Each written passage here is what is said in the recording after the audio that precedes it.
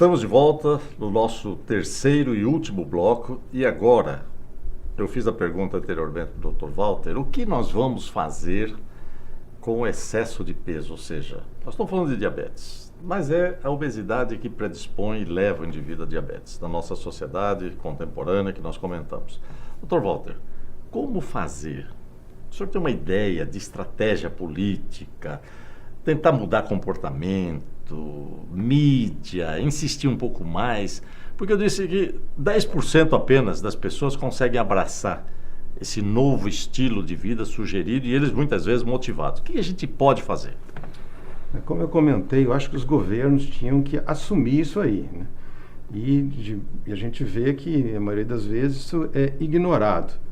Eu acho que o governo tinha que, através dos meios de comunicação, divulgar mais os prejuízos que trazem as doenças crônicas, como diabetes, por exemplo.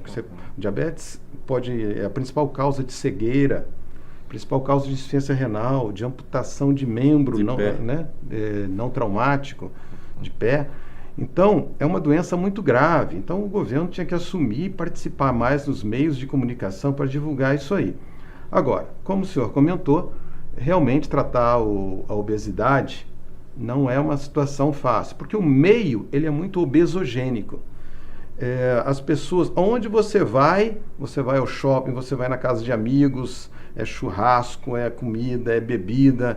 Então, e hoje as pessoas fazem pouca atividade física, então a ingesta calórica e o sedentarismo estão na base da obesidade, que é o principal fator de risco do diabetes. Então, quando vai alguém no consultório, a pessoa tem que ter uma motivação muito grande.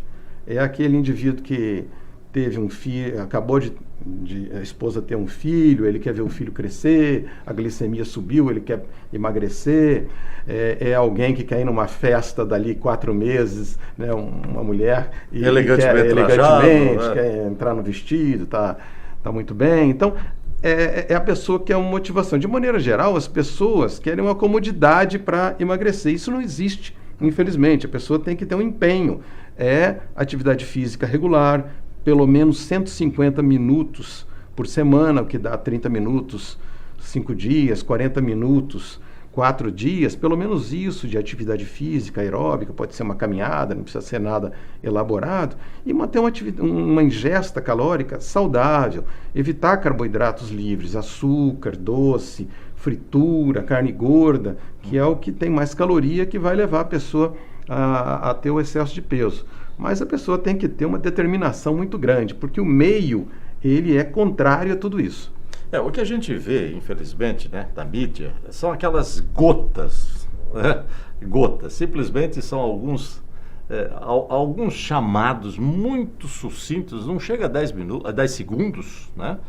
E aquilo passa muito rápido, e 2, 3 vezes no dia, e não mais do que aquilo, e lamentavelmente as nossas televisões hegemônicas, né, elas não se ocupam dessa situação. Parece que não há uma preocupação maior. Se não existir realmente um posicionamento firme envolvendo uma política de governo, dentro de mais 30 anos talvez nós tenhamos a maioria, ou para não dizer todos da população, acima de pesos e com excesso de peso. Lamentavelmente tem uma estatística americana que no ano de 2050 todos serão obesos, infelizmente. E acho que nós não vamos ficar muito longe disso daí, não. E se não existir essa preocupação, não tem. Então o governo hoje está querendo, né, transformar. O governo não, são os que têm interesse em transformar obesidade como doença. O senhor concorda com isso? A obesidade é doença ou não é doença? Não, eu acho que a obesidade está muito mais envolvida como um fator comportamental, sedentarismo e excesso de ingesta calórica. Que pode virar doença posteriormente. Que vai trazer junto consigo hipertensão, diabetes, etc. Existem alguns raros casos de obesidade que são doenças primárias mesmo, mas a obesidade que a gente vê no dia a dia é puramente comportamental, né? Tanto que no começo do século passado, a obesidade, o prevalência de obesidade era baixa.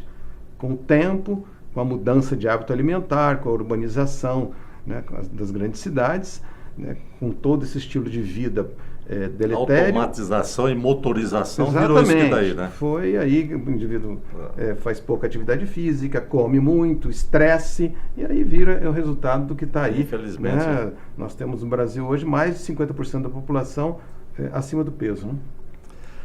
Vocês viram que aquilo que nós comentamos, Campo Grande é a primeira capital mais obesa do Brasil.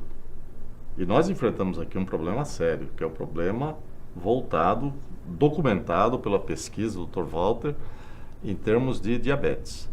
E eu sei que ele tem estatísticas bem mais interessantes, porque à medida que se envelhece, essa prevalência de 12,5 passa para mais para cima, né? Exatamente. O envelhecimento é um fator de risco para o desenvolvimento de diabetes. A gente viu que na faixa etária ali dos 30 anos, 30, 39, só 4% dos indivíduos têm diabetes. Mas quando você olha na faixa etária de 60, 69 ou mais, esse número salta para 28%. Ah, lá, poxa. Então praticamente de cada 3, um é diabético. Exatamente. E o que complica muito em relação também à hipertensão, porque geralmente são hipertensos associados e isso destrói o sistema cardiovascular. E aí você pode, como o Dr. Walter já disse, uma doença incapacitante, cegueira, neurite periférica, neuropatia periférica, insuficiência renal, infarto agudo do miocárdio, derrame e outras complicações. Dr. Walter, a nossa conversa foi ótima, nós estamos chegando ao fim. Eu quero deixar a palavra livre para o senhor, para uma mensagem para os nossos telespectadores, baseado no seu trabalho, para ajudar esse pessoal a se mexer um pouco mais. Eu acho que as pessoas têm que buscar um estilo de vida saudável, mantendo uma atividade física regular, pelo menos 150 minutos por semana, e fazendo uma ingesta calórica saudável, resgatar aquela ingesta calórica anterior nossa, arroz, feijão, salada, uma carne magra. Acho que basicamente isso, para tentar evitar essas doenças crônico-degenerativas que estão aí, como obesidade, diabetes, hipertensão arterial. Eu acho que a mensagem que fica é essa. Eu agradeço, Dr. Walter. Muito obrigado por o senhor ter aceito o nosso convite e nos dar a honra de vir até aqui para interagir com os nossos telespectadores. Queremos aqui dizer para você que a sua saúde é um investimento, depende de você. E o Dr. Walter mostrou muito bem isso.